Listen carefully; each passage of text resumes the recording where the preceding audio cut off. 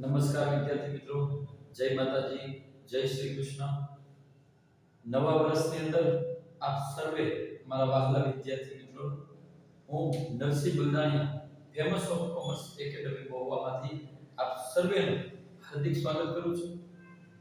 આજના લેક્ચરની અંદર આપણે એકાઉન્ટની અંદર એમાં પણ ભાગ 1 નામાના મૂળ તત્વો ધોરણ 11 કોમર્સ સૌપ્રથમ આજના લેક્ચરમાં આપણે પાયો શીખવાનું છે. તમારે વિદ્યાર્થી મિત્રો 13 માળની બિલ્ડિંગ ઊભી કરવી છે, તો ઈ બિલ્ડિંગ ઊભી કરવા માટે ભવિષ્યની અંદર બિલ્ડિંગ ટકાવી રાખવા માટે તમારે પાયો મજબૂત કરવો પડે. અને ઈ પાયો મજબૂત કરવા માટે આજના આ વિડિયો લેક્ચરનો તમારે બધાએ શાંતિથી સાંભળવો પડે. એક પોઈન્ટ સાંભળવો પડશે, કારણ કે જો પાયો કાચો રહી જાય તો એની અસર ભવિષ્યમાં 100% થતી હોય છે. તો ચાલો વિદ્યાર્થી મિત્રો, આપણે આ પ્રથમ લેક્ચરની 11 કોમર્સની આજે શરૂઆત કરીએ. ચેપ્ટર નંબર 2 એકાઉન્ટ ભાગ 2 વ્યવહારોની દ્વિઅસર અને ખાતાના પ્રકાર. આપણે સંપૂર્ણ એકાઉન્ટની અંદર પ્રશ્નો ઓછા હોય, વ્યવહારો વધારે હોય છે. વ્યવહારો દ્વારા જ સંપૂર્ણ એકાઉન્ટ ચાલતું હોય છે. વ્યવહારોને આધીન જ હિસાબો લખાતા હોય છે. તો અહીં જે વ્યવહારોની દ્વિઅસર એટલે કે બે અસર. અહીં નામાના મૂળ તત્વોની અંદર એકાઉન્ટની અંદર હિસાબી પદ્ધતિની અંદર આ ત્રણેય નામ આપણે એકાઉન્ટના છે.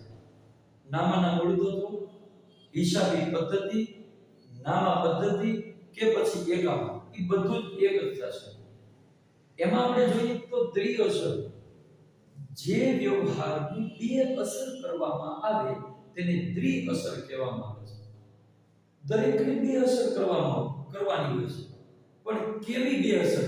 તો કે એક અસર ઉધાર થતી હોય, જ્યારે બીજી અસર છે એ જમા થતી હોય છે. તો ચાલો જોઈએ. તો પહેલો જ મુદ્દો વ્યવહાર એટલે શું? ધંધાકીય વ્યવહાર એટલે બે કે તેથી વધુ વ્યક્તિઓ, યાદ રાખજો, બે કે તેથી વધુ વ્યક્તિઓ વચ્ચે જ વ્યવહાર થતા હોય છે. તમારે કોઈ વસ્તુ બજારની અંદર ખરીદવા માટે જવી છે, તો સામેવાળો દુકાનદાર વ્યક્તિ તો હોવો જોઈએ ને. તો એક તમે વ્યક્તિ થઈ ગયા, એક સામેવાળો વ્યક્તિ થઈ ગયો, બે વ્યક્તિઓ થઈ ગયા.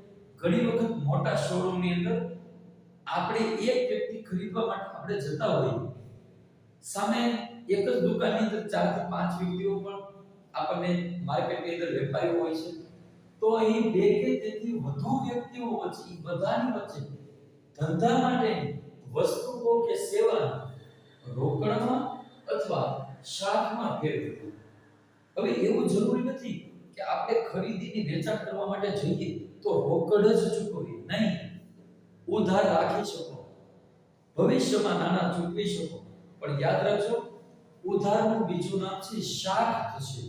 શાખ એટલે ઉધાર વ્યવહાર કહેવાય. ત્યાર પછી ધંધાકીય વ્યવહારના મુખ્ય બે પ્રકાર છે. આપણે એમના વ્યાખ્યા જોઈ કે બે કે તેથી વધુ વ્યક્તિઓ વચ્ચે ધંધા માટે વસ્તુઓ કે સેવાની રોકડમાં ફેરબદલી થઈ શકે અથવા ઉધાર પણ ફેરબદલી થઈ શકે. તો ધંધાકીય વ્યવહારના મુખ્ય બે પ્રકાર છે. પહેલું છે આર્થિક વ્યવહાર અને બીજું છે બિન આર્થિક વ્યવહાર. 11મા ધોરણના દરેક વિદ્યાર્થી મિત્રો આ વિડિયો જોતા હશે. તમામ શબ્દો તમારા માટે નવીન છે, અલગ છે, શબ્દો અલગ છે. પરંતુ એકાઉન્ટ તો તમે જ્યારે નાના હતા અને દુકાનની અંદર ઘરેથી 10 રૂપિયા લઈને ચોકલેટ લેવા જતા હતા, ત્યારથી એકાઉન્ટની શરૂઆત તો તમારી થઈ ગઈ છે, પણ જેને આપણને ખબર નથી. ધંધાકીય વ્યવહારના બે પ્રકાર છે. એક છે આર્થિક વ્યવહાર, બીજું છે બિન આર્થિક વ્યવહાર. તો હવે આપણે વ્યાખ્યા જોઈએ. જે વ્યવહાર નાણાંમાં મૂલ્ય માપી શકાય. હું તમને એવી રીતે કહું, માર્કર ખરીદી તો તમને લોકોને પ્રશ્ન થાય, કેટલામાં ખરીદી હશે, અને કેટલી કિંમત હશે? આમાં હું નાણું તો બોલ્યો જ નથી, તો આ વ્યવહાર ન કહેવાય. નાણાંમાં મૂલ્ય માપી શકાતું હોય, આ માર્કર હું જો આવી રીતે બોલું કે ₹30 ની માર્કર ખરીદી, તો આમાં નાણું છે, નાણામાં મૂલ્ય માપી શકાતું હોવું જોઈએ. અને પાછું નાણાની લેવડ દેવડ તરત જ રોકડમાં થઈ જાય. આપણે કોઈ વસ્તુ ખરીદવા માટે જઈએ અને તરત નાણાની લેવડ દેવડ કરતા હોઈએ છીએ. ઈ પોઈન્ટ છે કે નાણાનું મૂલ્ય માપી શકાય અને જ્યાં નાણાની લેવડ દેવડ તરત જ થઈ જતી હોય, અથવા એવું પણ બની શકે કે ભવિષ્યમાં નાણાની લેવડ દેવડ થતી હોય, તેને આપણે આર્થિક વ્યવહાર તરીકે ઓળખીએ છીએ. વિચારજો, ફરી વખત ઉદાહરણ આપું છું. તમે લોકો કાપડની દુકાનમાં કાપડ ખરીદવા માટે જાઓ છો. તમે 4 મીટર કાપડ લીધું, તમને 4 મીટર કાપડ આપી દીધું, પણ સામે વાળો વ્યક્તિ કેટલા રૂપિયા થાય છે, કેટલું નાનું છે, 1 મીટરના કેટલા રૂપિયા છે, એ બોલતો જ નથી, તો સ્વાભાવિક છે તમારે એને નાણાં આપવા કેટલા, એવો પ્રશ્ન થાય. તો એ વ્યવહાર ન કહેવાય. નાણું માધ્યમ તરીકે હોવું જોઈએ કોઈ પણ વ્યવહારની અંદર. મુખ્ય માધ્યમ તો નાણું હોવું જોઈએ. એટલે કે ધંધા જે વ્યવહારનું નાણાંનું મૂલ્ય માપી શકે અને કાં તો તરત જ નાણાંની લેવડ દેવડ થઈ જતી હોય છે. તરત તમે કોઈ વસ્તુ ખરીદો, તરત નાણું આપી દો, તરત લેવડ દેવડ, એને રોકડ વ્યવહાર કહેવાય. અથવા ભવિષ્યમાં પણ નાણાંની લેવડ દેવડ થતી હોય, ભવિષ્યમાં નાણાંની લેવડ દેવડ થાય તો એને ઉધાર વ્યવહાર કહેવાય. આપણે એને ટૂંકમાં કે ભાઈ થોડાક દિવસ બાકી રાખો ને, ઉધાર વ્યવહાર થઈ ગયો. પછી બિન આર્થિક વ્યવહારનો એક વ્યાખ્યા જોઈ, જે વ્યવહારનું નાણાંનું મૂલ્ય માપી ન શકાય, જેની અંદર નાણું જ ન હોય, તેને બિન આર્થિક વ્યવહાર તરીકે ઓળખવામાં આવે છે. આર્થિક વ્યવહારનો અને બિન આર્થિક વ્યવહારનો બે ઉદાહરણ તમને આપું છું. પહેલા આર્થિક વ્યવહારનું ઉદાહરણ આપું છું, પછી તમે લોકો વિચારજો, તમે પણ 5 ઉદાહરણો વિચારો. ₹17,000 નો મોબાઈલ રોકડેથી ખરીદ્યો, તો આની અંદર સ્પષ્ટ છે આપણે ખરીદી કરી. શેની કરી? મોબાઈલની ખરીદી કરી. રોકડા આપ્યા છે, જે નાણું બોલ્યા છે એ રોકડા આપ્યા છે. આર્થિક વ્યવહાર થઈ. પછી એક ઉદાહરણ, ₹20 ની માર્કર રોકડેથી વેચી. માર્કર વેચી છે, રોકડેથી વેચી તો ₹20 આપણી પાસે આવ્યા છે, નાણાં આવ્યા છે. આર્થિક વ્યવહાર થઈ. બિન આર્થિક વ્યવહારના બે ઉદાહરણ કરું છું. ₹1,50,000 નો આઈફોન ખરીદવાનો ઓર્ડર આપ્યો. બિન આર્થિક વ્યવહાર. ₹1,50,000 નો આઈફોન ખરીદવા માટે ઓર્ડર આપ્યો. જો વિદ્યાર્થી મિત્રો, આપણે ખરીદવા માટે ઓર્ડર આપ્યો છે, ખરીદ્યો નથી. 1,50,000 કિંમત છે પણ આપી નથી. આની અંદર વસ્તુ આવતો પણ નથી, નાના જતા પણ નથી, નાના ભવિષ્યમાં દેવાના પણ નથી. આ થઈ ગયું બિન આર્થિક વ્યવહારનું ઉદાહરણ. ત્યાર પછી હિસાબી ચોપડામાં આ મુદ્દો ખાસ બેટા નોટ કરી રાખજો. હિસાબી ચોપડામાં એટલે કે આપણા એકાઉન્ટની અંદર આર્થિક વ્યવહારોની જ નોંધ કરવામાં આવે છે. સમગ્ર એકાઉન્ટની અંદર 11મા ધોરણમાં ટોટલ 22 ચેપ્ટરો છે. અને હા વિદ્યાર્થી મિત્રો, 22 ચેપ્ટરો તમારે ભણવાના છે, કારણ કે એ બધા જ ચેપ્ટરો ભવિષ્યમાં તમે કોલેજ કરવા માટે જાઓ, ચાર્ટર્ડ એકાઉન્ટ સીએ કરવા માટે જાઓ, કંપની સેક્રેટરી સીએસ કરવા માટે જાઓ, બધી જગ્યાએ તમારે 11માં 22 ચેપ્ટરો કામમાં આવવાના છે. એક પણ ચેપ્ટર તમારે સ્કીપ કરવાનું નથી. જો તમે અત્યારે સ્કીપ કરશો તો એનો પ્રોબ્લેમ 12મામાં તો નથી થવાનો, પણ કોલેજમાં 100% થવાનો છે. એનો એ તમારા માટે નુકસાન થવાનું છે. 22 ચેપ્ટરો ભણવાના છે. તો અહીંયા એ બધા જ આખા એકાઉન્ટની અંદર હિસાબી ચોપડામાં એકાઉન્ટની અંદર આર્થિક વ્યવહારોની જ નોંધ કરવામાં આવે છે, જ્યારે બિન આર્થિક વ્યવહારોની નોંધ થતી નથી. આર્થિક વ્યવહારો હોય એ જ તમારે ચોપડાની અંદર લખવા, એકાઉન્ટની અંદર લખવા. બિન આર્થિક વ્યવહારો ક્યારેય પણ તમારે એકાઉન્ટમાં લખવાના નથી, કારણ કે એમાં નાનું જ અસ્તિત્વમાં નથી. તો આપણે લખવા કઈ રીતે? ચાલો નેક્સ્ટ બે વ્યાખ્યા છે. રોકડ વ્યવહાર કોને કહેવાય અને ઉધાર એટલે કે શાક વ્યવહાર કોને કહેવાય? જે વ્યવહારમાં રોકડ અથવા બેંક દ્વારા એવું ન હોય કે આપણે કોઈ પાસેથી ખરીદી કરી અને 5,000 રૂપિયા રોકડા આપી દઈએ તો રોકડ વ્યવહાર થાય, પણ એવું પણ હોય ને, બેંક દ્વારા આપી, ગૂગલ પે કરી, phone pay, Paytm, Bharat pay, કોઈ પણ દ્વારા અન્ય બેંક દ્વારા તમે નાણાંની લેવડ દેવડ કરો છો તો પણ એને રોકડ વ્યવહાર કહેવાય. જે વ્યવહારમાં રોકડ અથવા બેંક દ્વારા તરત જ નાણાંની લેવડ દેવડ થાય, તરત જ ઓન ધી સ્પોટ વસ્તુ ખરીદી નાણું આવ્યું, એવું પણ હોય વસ્તુ વેચી તરત નાણાં લીધા, આ રોકડ વ્યવહાર છે. ત્યાર પછી જે વ્યવહારમાં નાણાંની લેવડ દેવડ ભવિષ્યમાં થવાની હોય, ભવિષ્યમાં નાણાંની લેવડ દેવડ થવાની હોય એને ઉધાર અથવા તો શાખ પ્રકારનો વ્યવહાર કહેવાય. ઉધારનું બીજું નામ છે શાખ. એવું ન હોય કે અત્યારે જ નાણાંની લેવડ દેવડ કરી શકાય, ભવિષ્યમાં પણ નાણાંની લેવડ દેવડ કરી શકાય. વિચારો બેટા, તમારા જ ગામનું ઉદાહરણ વિચારો. તમારા મમ્મી અથવા તમારા પપ્પા તમારા જ ગામની દુકાનમાં જઈને એવું કહેશે કે જાતો બેટા સામેથી 1 કિલો ખાંડ લઈએ, મારું નામ દેજો.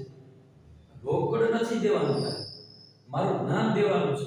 એટલે એનો અર્થ એવો થાય કે તમે નાણાં તરત ચૂકવતા નથી, તમે તમારા પપ્પાનું નામ આપો છો, તમારા મમ્મીનું નામ આપો છો. શું કામ? એ પછી દઈ જશે પૈસા, પછી ભવિષ્યમાં પૈસા દઈ જશે. એટલે કે જો ભવિષ્યમાં નાણાંની લેવડ દેવડ થવાની હોય તો એને ઉધાર એટલે કે શાખ પ્રકારનો વ્યવહાર કહે છે. એની પછી વાઉચર.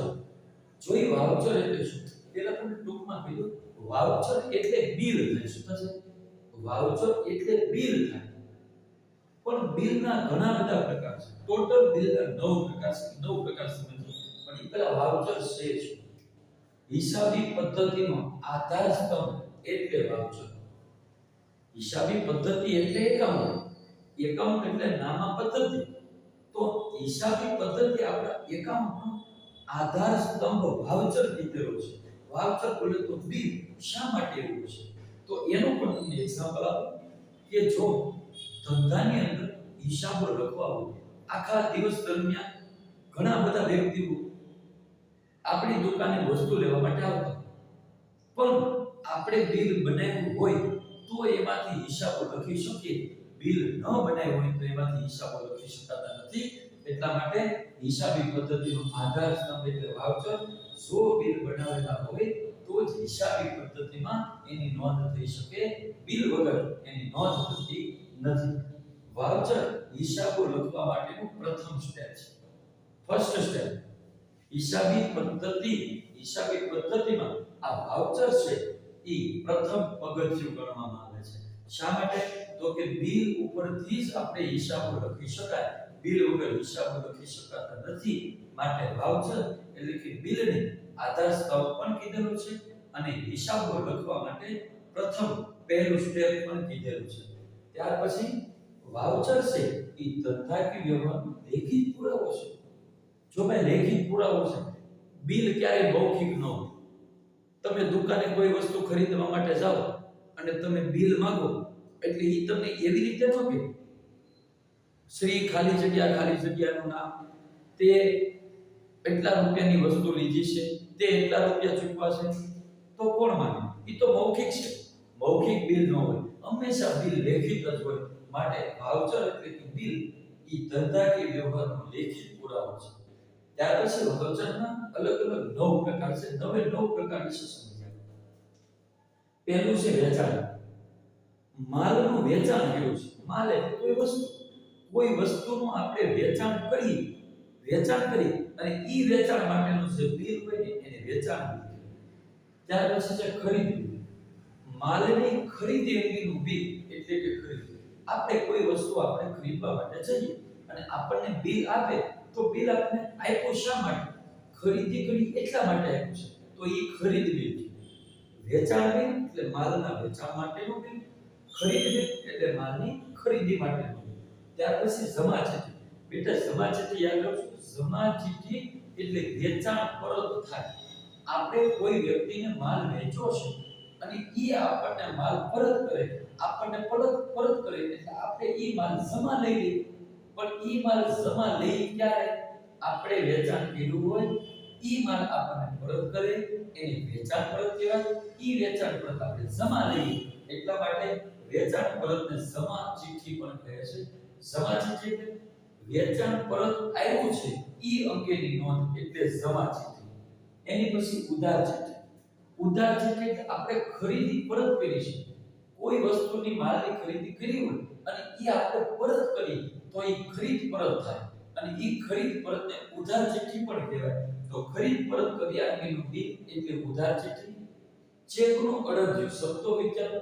શબ્દો મિત્રો નવીન છે પણ તમને બધાએ જોયેલું છે. યાદ કરો બેટા, તમે ક્યારેક તો બેંકમાં ગયા હશો અને ઈ બેંકમાં તમે પૈસા ઉપાડવા માટે જતા હશો અને ઈ પૈસા ઉપાડવા માટે એક આવી સ્લીપ હોય છે. આવી સ્લીપ હોય છે. આ સ્લીપની અંદર તમારે તમારું નામ લખવાનું હોય છે, એકાઉન્ટ નંબર એટલે કે ખાતા નંબર, તારીખ અને તમારી સિગ્નેચર અને નાણાંની રકમ લખવાની હોય. આ જે છે એ બેંકમાંથી નાણાં ઉપાડવા માટે આ સ્લીપનો ઉપયોગ થાય. યાદ કરો બેટા, તમે બધા જ બેંકમાં ગયા છો. નાણાં ઉપાડવા માટે જે સ્લીપ વાપરવામાં આવે ને એને ચેકનું અડધ્યું કહેવામાં આવે છે. એની પછી પે ઇન સ્લીપ. હજી બેટા ચિઠ્ઠીની વાત કરું કે બેંકમાં એક ઈઝી ચિઠ્ઠી હોય, લંબચોરસ હોય, એક બાજુ નાની ચિઠ્ઠી હોય, એક બાજુ મોટી ચિઠ્ઠી હોય અને આ ચિઠ્ઠી તમારે બેંકમાં નાણાં ભરવા છે તો એ નાણાં ભરવા માટે આ ચિઠ્ઠીનો ઉપયોગ થાય. પણ આ ચિઠ્ઠીને છે એ પે ઇન સ્લીપ કહેવામાં આવે છે. ચાલો મિત્રો, તમે બેંકમાં નાણાં ભરવા માટે ગયા જશો અને ગયા હોય તો બંને બાજુ તમારે તારીખ, વિગત એટલે જે ખાતેદારનું નામ, કોના ખાતામાં નાણાં જમા કરવા છે, ખાતાનો નંબર, નાણાંની રકમ અને સિગ્નેચર એટલી વસ્તુ કરવાની છે. પછી આ બે બાજુ છે એ બેંક વાળા સિક્કો મારે છે. અહીંથી સ્લીપ કાઢી આ તમને આપી દે. આ સ્લીપ બેંક વાળા રાખે છે. બરાબર? એટલે આને કહેવાય પે ઇન સ્લીપ, બેંકમાં નાણાં ભરવા અંગેનો પુરાવો. ત્યાર પછી આપેલી રસીદ. વિચારો, એકાઉન્ટ પાકું કરવાનું નથી, એકાઉન્ટ તો સમજવાનો વિષય. આપેલી રસીદ, આપણે રસીદ આપેલી, આપણે રસીદ આપી. હવે આપણે રસીદ ક્યારે અપાય? આપણને કોઈ નાના ચૂકવે, માની લો કે આપણે 10,000 ના માલનું વેચાણ કર્યું, 10,000 રૂપિયાનું રોકડ વેચાણ કર્યું. આપણે વેચાણ કરી એટલે સામે વાળો આપણને રોકડ આપશે. રોકડ આપે એટલે આપણે એને બિલ આપવું પડે. બિલ આપવું પડે આપેલી રસીદ. પણ આપવું ક્યારે પડે? નાણાં મળે તો બિલ એને આપવું પડે. તો નાણાં મળ્યા છે તે અંગે. પછી મળેલી રસીદ. મળેલી રસીદ એ છે. વિચારો બેટા, તમે પોતાની શાળાની અંદર જતા છો. શાળાની અંદર જ્યારે તમે ફી ભરો છો, એટલે તમને રસીદ મળે છે. તમને મળે છે પણ ક્યારે મળે છે?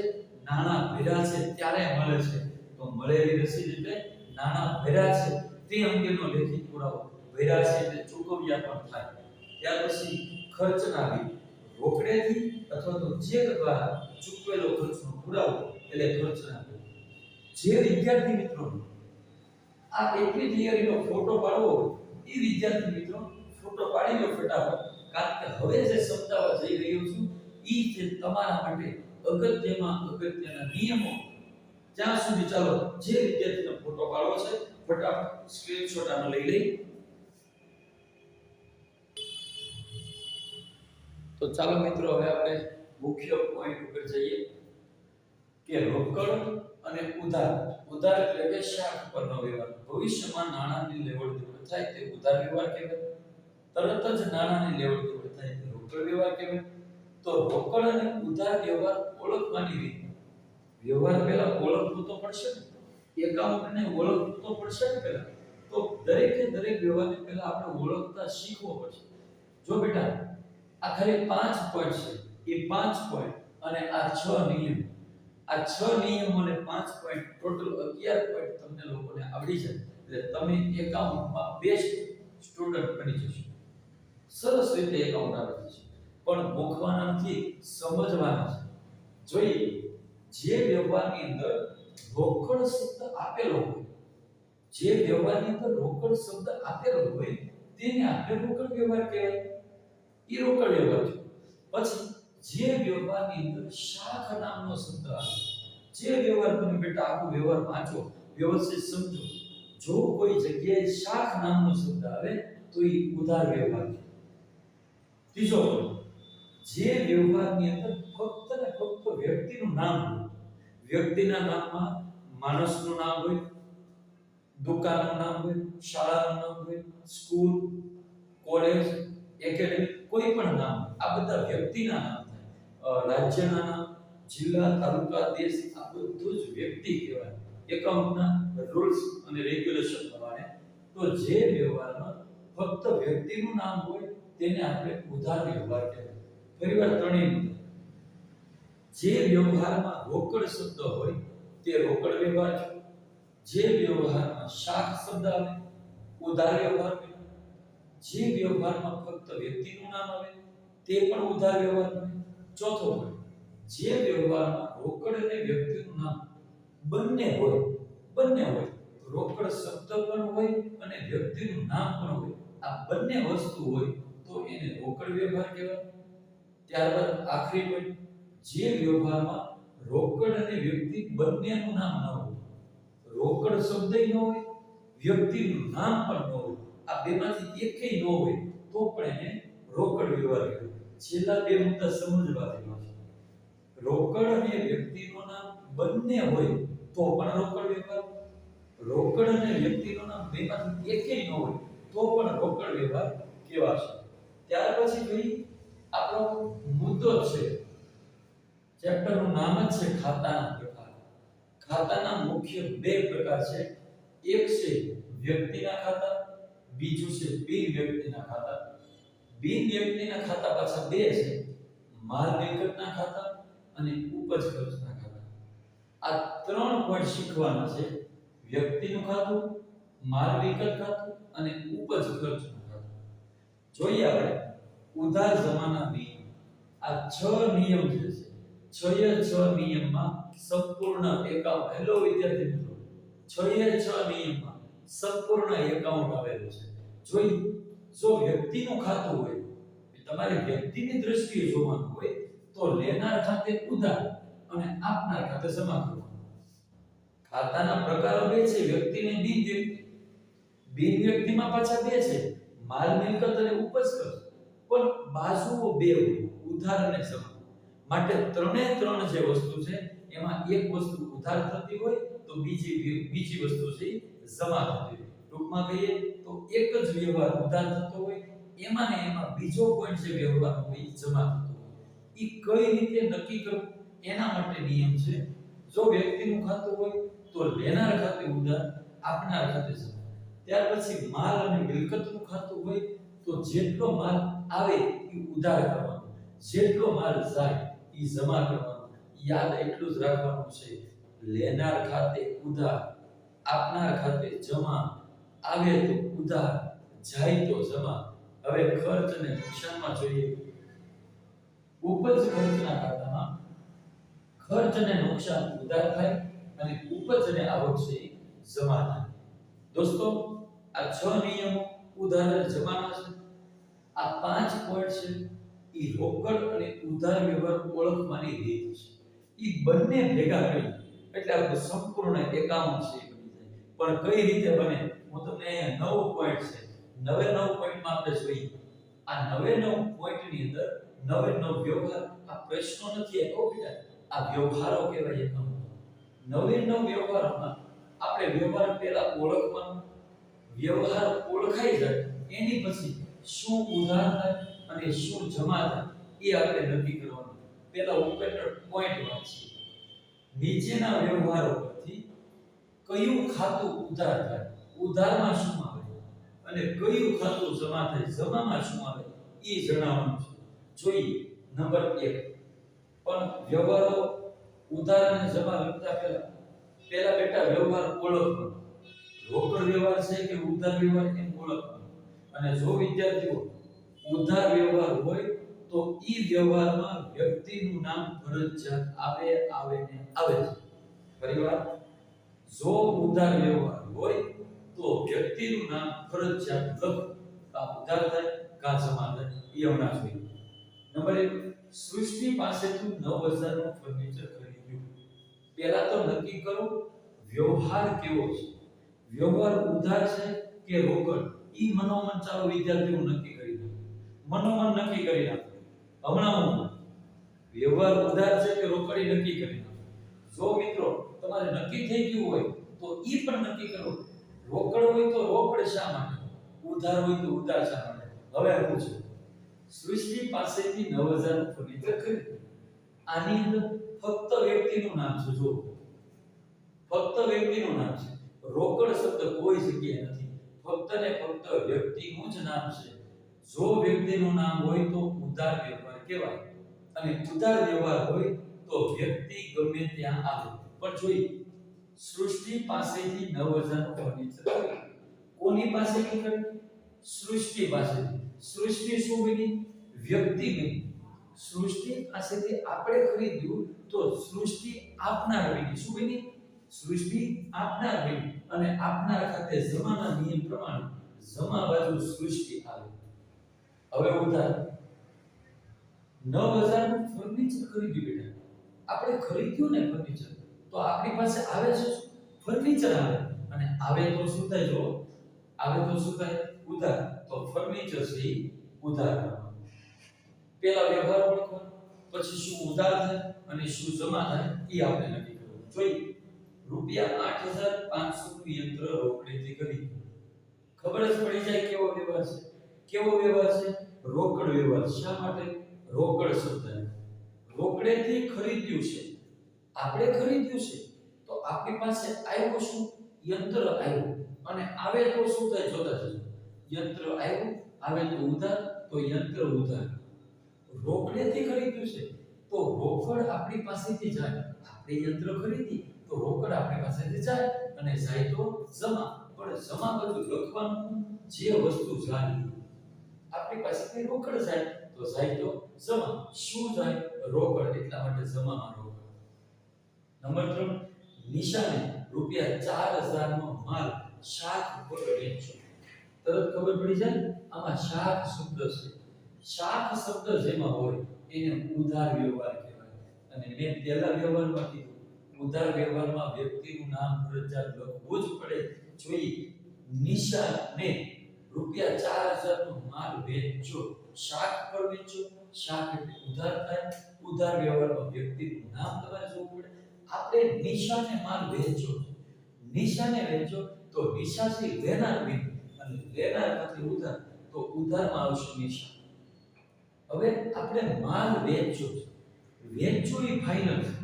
માલ વેચ્યો છે પણ કોઈ વસ્તુનું વેચાણ કર્યું એ નથી, તો આપણી પાસે માલ જાય છે એ પાકું છે. જાય તો જમા થાય, પણ શું જાય એ ખબર નથી. તો જમાની અંદર છે બેટા વેચાણ લખવું પડે તમારે. જાય છે, શું જાય નથી ખબર, પણ ગયો છે શા માટે? વેચાણ કર્યું છે એટલા માટે ગયો છે. માટે જમામાં તમારે વેચાણ લખવું પડે. નંબર 4, રોકડ ખરીદી. સિમ્પલ. રોકડ શબ્દ આવી ગયો એટલે રોકડ વ્યવહાર થાય. આપણે ખરીદી કરી છે બેટા. આપણે ખરીદી કરી તો આપણી પાસે માલ સામાન આવ્યો છે. શું આવ્યું એ ખબર નથી. આવ્યો છે એ પાકું છે. શું આવ્યું નથી ખબર. આવે તો ઉધાર થાય, પણ આવ્યું કઈ રીતે? તો કે ખરીદી કરી છે. વસ્તુનું નામ ન હોય તો આપણે ખરીદી કરીએ તો ખરીદી લખવાનું. વસ્તુનું નામ ન હોય, વેચાણ કરી તો વેચાણ લખવાનું. રોકડેથી ખરીદી કરી, ખરીદી કરી તો રોકડ ગઈ. રોકડેથી છે તો રોકડ ગઈ, અને જાય તો જમા. જમા જાય તો જમા થાય, પણ જાય છે શું? રોકડ જાય. એટલા માટે રોકડ આપણે જમામાં લઈશું. નેક્સ્ટ, દેવસને રૂપિયા 40000 નો માલ મોકલવાનો ઓર્ડર. શાંતિથી વિચારો બેટા. હમણાં આ જ લેક્ચરમાં મેં કીધું છે, ઓર્ડર આપ્યો છે, આપણને માલ મળ્યો નથી, આપણે રોકડ ચૂકવી નથી, આમાં કશું જ નથી થતું, તો આમાં ઉધાર જમા ન હોય. આ વ્યવહાર છે એ બેટા બિન આર્થિક વ્યવહાર છે. આમાં કશું જ ન થાય. આ વ્યવહાર બિન આર્થિક છે. નંબર 6, માહીને રૂપિયા 7000 માં રોકડેથી વેચ્યો. પેલા નક્કી કરવાનું વ્યવહાર કેવો. જો આમાં વ્યક્તિનું નામ પણ છે અને રોકડ શબ્દ બંને છે. ચોથો પોઈન્ટ છે, જે વ્યવહારમાં રોકડ અને વ્યક્તિ નામ બંને હોય તે રોકડ વ્યવહાર. આ વ્યવહાર રોકડ છે. વિદ્યાર્થી મિત્રો, રોકડ વ્યવહારમાં વ્યક્તિનું નામ કોઈ દી નહીં લખવાનું, ફક્ત ઉધાર વ્યવહારમાં જ લખવાનું. 7000 નો માલ રોકડેથી વેચો. આપણે વેચો છે તો રોકડ આવે, અને આવે તો ઉધાર થાય, તો ઉધાર બાજુ રોકડ લખશું. માલ વેચી છે, માલ જાય છે, જાય તો જમા થાય, પણ હું વેચી છે ખબર નથી, તો શેના દ્વારા વેચી છે? તો કે ભાઈ વેચાણ. જમામાં વેચાણ. એની પછી નંબર 7, દેવર્ષે ઓર્ડર મુજબનો માલ મોકલી આપ્યો. દેવર્ષે માલ મોકલી આપ્યો. 5માં જો દેવર્ષને 40,000 નો માલ મોકલવાનો ઓર્ડર આપ્યો. આપણે એને ઓર્ડર આપ્યો તો અમને માલ મોકલ. દેવર્ષ અમને માલ મોકલ. તો આમાં હું કહ્યું દેવર્ષે માલ મોકલી દીધો. આપણને દેવર્ષે માલ હોય પેલા તો વ્યવહાર શબ્દનો વ્યવહાર ઓપર કે ઉધાર. ફક્ત વ્યક્તિનું નામ. વ્યવહાર છે ઉધાર. ઉધાર વ્યવહારમાં વ્યક્તિનું નામ જોવાય. દેવર્ષે માલ મોકલ્યો છે તો દેવર્ષ છે, દેવર્ષે મોકલ્યો છે. આપણે તો લીધો છે તો દેવર્ષે મોકલ્યો એટલે દેવર્ષ આપનાર બન્યું. અને જોઈ શકો આપનાર ખાતે જમા થાય તો દેવર્ષ છે એ જમામાં થશે. હવે ઉધારમાં શું? ભાઈ દેવર્ષે આપણને માલ મોકલ્યો પણ આપણે ખરીદી કરી હોય તો જ એ માલ મોકલે ને. તો ખરીદી છે એ હંમેશા ઉધાર થશે. રૂપિયા 10,000 નો પગાર ચેક દ્વારા ચૂકવ્યો. જો આમાં ખરીદી નથી, ઉધાર વેચાણી નથી, પણ ચૂકવો છે એ ફાઇનલ છે, ચૂકવ્યો છે 100% છે. ચૂકવો એટલે રોકડ જ વ્યવહાર બન્યો. ઉધાર હોય તો એમ હોય ચૂકવવાના બાકી છે. આમાં લખ્યું ચૂકવો છે પાકું છે. ચેક દ્વારા ચૂકવો. જો બેટા આપણે કોઈને ચેક દ્વારા ચૂકવીએ ને તો ઈ નાના છે, ઈ ચેકના નાના આપણા ખિસ્સામાંથી ન જાય, આપણા બેંકમાંથી નાના વ્યાજ. ચૂકવ્યો છે ફાઇનલ છે. જાય તો જમા જાય છે પણ રોકડા જતા નથી, બેંકમાંથી જાય. માટે બેંક જમા કરશું. હવે ઉધારમાં જોઈએ આપણે ચૂકવવો છે પણ શું ચૂકવું? પગાર ચૂકવો છે. આપણે કોકને પગાર ચૂકવો તો આપણો ખર્ચ છે. પગાર શું છે? આપણો ખર્ચ છે. અહીંયા જો ખર્ચ કે નુકસાન હંમેશા ક્યાં હોય? ઉધાર હોય. માટે ઉધારમાં છે ખર્ચનું નામ લખવાનું છે. અને આખરી વ્યવહાર નંબર 9, 6,000 બોનસનો ચેક. કોને મળ્યો? આપણને મળ્યો. ઈ ચેકમાં આપણે શું કરવાનું? બેંકમાં ભરવા જવાનું. અહીંયા જે તરત બેંકમાં ભર્યું આપણને 6,000 નો ચેક મળ્યો બોનસનો, આપણે બેંકમાં ભર્યો તો નાના સી બેંકમાં આવે, રોકડા ન આવે. નાના આવી ફાઇનલ અને આવે તો ઉધાર થાય, પણ શેમાં આવે? બેંકમાં આવે. આપણને બોનસ મળ્યો છે તો બોનસ આપણી આવક થઈ. આવક હોય તો જ આપણને મળે ને. તો ઉપજ અને આવક હંમેશા જમા થાય. માટે જમાની અંદર છે એ બોનસ છે. વિદ્યાર્થી મિત્રો, આ લેક્ચર તમારા 11મા ધોરણના જેટલા પણ મિત્રો હોય, કોમર્સ વાળા જેટલા મિત્રો હોય, આ આખો લેક્ચર ખૂબમાં ખૂબ ઇમ્પોર્ટન્ટ લેક્ચર છે. આ લેક્ચર જો એક પણ શબ્દ, એક પણ વાક્ય મારું જો ચૂકી જશો અને જો કદાચ ઈ જ વાક્ય ભવિષ્યમાં આવે તો એકાઉન્ટમાં અટવાઈ જશે. માટે વિદ્યાર્થી મિત્રો, આ તમારો પાયો છે. આ લેક્ચર તમારા 11 કોમર્સનો પાયો છે. મેં મારા દેવર્ષ બલદાણિયા આહિર આ YouTube ચેનલ ઉપર મેં 11મા ધોરણનો પહેલી વખત જ આ વિડિયો મૂકું છું. અત્યાર સુધી મેં 12 કોમર્સમાં જ ધ્યાન આપતા હતા, પણ હવેથી મારા 11 કોમર્સના વિદ્યાર્થીઓ મારાથી વંચિત ન રહી જાય એ માટે થઈ અને આ વિડિયો આપની સમક્ષ રજૂ કરું છું. જ્યાં સુધી તમને લોકોને વ્યવહાર ન સમજાય ત્યાં સુધી ફરીવાર રિપીટ કરીને જોતા જજો. છતાં પણ ન સમજાય બેટા તો મને YouTube ચેનલમાં મારી ચેનલમાં દેવર્ષ બલદાણિયા આહિર, મારી આ ચેનલમાં તમે મને મેસેજ કરીને પણ પૂછી શકો છો. મેસેજના હું તમને 100% જ્યારે મેસેજ જોઈશ, જેવો મેસેજ જોઈશ એટલે તરત જ તમને એનો રિસ્પોન્સ આપી. ત્યાં સુધી નેક્સ્ટ લેક્ચરમાં આપણે જ્યારે નવા ચેપ્ટરમાં જઈએ ત્યાં સુધી આ વિડિયો લેક્ચર સરસ રીતે શાંતિપૂર્વક જોજો. જો છતાં પણ ક્યાંય કે તો મને મેસેજ દ્વારા માહિતી આપશો. અને આ દેવર્ષ બલદાણિયા આહિર નામની YouTube ચેનલને વધારેમાં વધારે સબસ્ક્રાઇબ કરો, લાઈક કરો અને શેર કરવાનું ભૂલતા નહીં. કારણ કે શેર કરવાથી ઘણા બધા વિદ્યાર્થીઓને છે એ મદદરૂપ થતા હોય છે. અસ્તુ. જય હિન્દ, જય ભારત.